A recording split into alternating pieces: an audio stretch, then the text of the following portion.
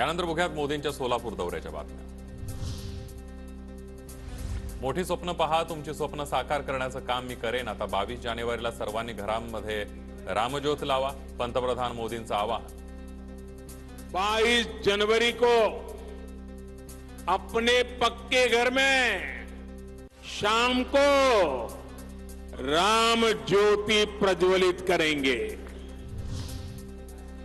या घरांच्या चाव्याही मीच देणार याची मी गॅरंटी दिली होती। मोदींची गॅरंटी म्हणजे काम पूर्ण होण्याची गॅरंटी, मोदींनी व्यक्त केला विश्वास। भाजलेली भाकरीच ते लोक आता खातायत। राम मंदिरावरून उद्धव ठाकरेंचा हल्लाबोल, आम्ही नाही तर त्यांनीच आमची साथ सोडल्याची टीका। जमाना अलग था, करने वाले कोई अलग और थे, संघर्ष करने वाले कोई कुछ और थे, अब नहीं रहे और उसका लाभ लेने वाले कोई और ही बैठे हैं। पकी हुई रोटी वो खा रहे हैं। पूर्वीचं सरकार फक्त गरिबी हटाओच्या घोषणा द्यायचं, पण गरिबी हटली नाही।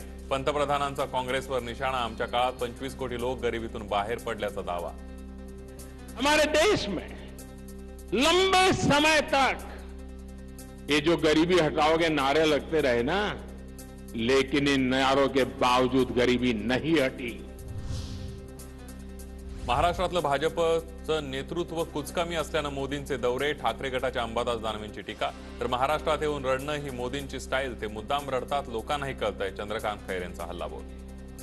अनेक वेळेस आले, अनेक वेळेस रडले, मुंबईत सुद्धा रडले। त्यांची जी स्टाईल आहे की थोडंसं आपला रडलं की लोक मग भावुक होतात आणि मग हे किती चांगलं आहे।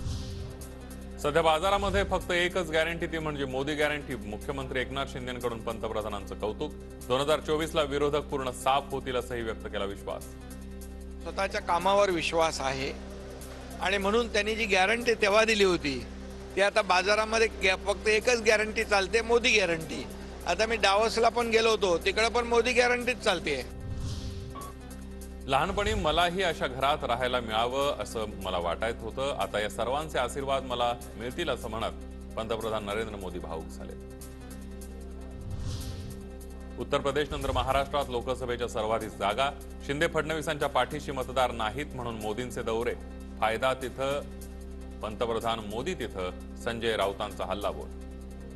उत्तर प्रदेशमध्ये मोठ्या प्रमाणात जागा आहे, महाराष्ट्रात 48 जागा आहे, म्हणून त्यांचं या दोन राज्यांवर जास्त लक्ष आहे। जिथे राजकीय फायदा आहे तिथेच प्रधानमंत्री जातात। अलीकडे वाचाळवीरांची संख्या वाढली आहे। रोज काहीतरी बरळत सकाळी 9 ते 10 वाजता भोंगा वाजतोय। अजित पवार यांची संजय राऊतांवर नाव न घेता टीका।